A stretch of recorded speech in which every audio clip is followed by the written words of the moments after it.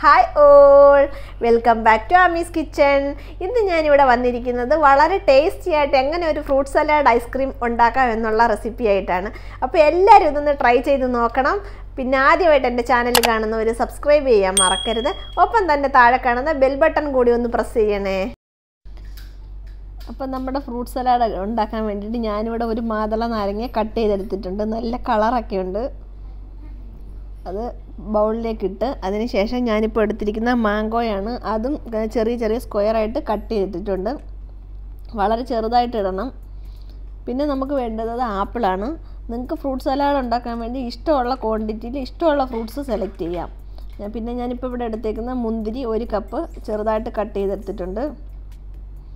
പിന്നെ ഞാൻ എടുത്തിരിക്കുന്നത് ബനാന, അത് 1 കപ്പ് എടുത്തിട്ടുണ്ട്. പിന്നെ ഞാൻ എടുത്തേക്കുന്നത് ഗ്രീൻ ഗ്രേപ്സ് ആണ്. അത് നടുക്കൂടെ ഒന്ന് ചെറുതായിട്ട് കട്ട് ചെയ്തിട്ട് അതിലേക്ക് ആഡ് ചെയ്ത്. പിന്നെ ഡേറ്റ്സ് ആണ്.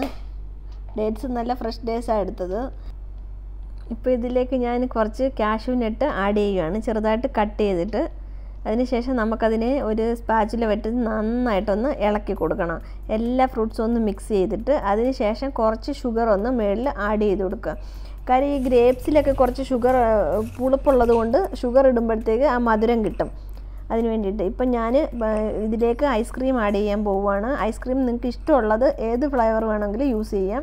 പക്ഷേ അതിനെ ഫ്രീസറിൽ നിന്ന് ഒരു അരമണിക്കൂർ പുറത്ത് വെളിയിലോട്ട് എടുത്ത് വയ്ക്കണം. എന്നാൽ മാത്രമേ നന്നായിട്ട് മെൽറ്റായി കിട്ടത്തുള്ളൂ. അതിന് ശേഷം എല്ലാ ഭാഗത്തും നന്നായിട്ടൊന്ന് എത്തിച്ചിട്ട് നന്നായിട്ട് ഇളക്കി കൊടുക്കണം. അതിന് ശേഷം നമുക്കിതിനെ ഒരു അരമണിക്കൂർ ഫ്രീസറിൽ വെക്കേണ്ട താഴെ വെച്ചാൽ മതി.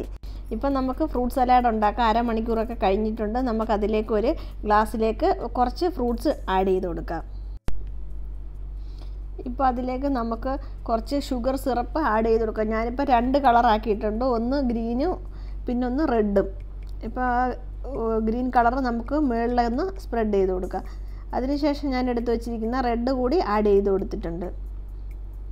2 സൈഡിലായിട്ട് ഒഴിച്ചു കൊടുക്കുക. അതിനുശേഷം നമ്മൾ എടുത്ത് വെച്ചിരിക്കുന്ന ഐസ്ക്രീം 1 സ്കൂപ്പ് ഇട്ട് കൊടുക്കണം.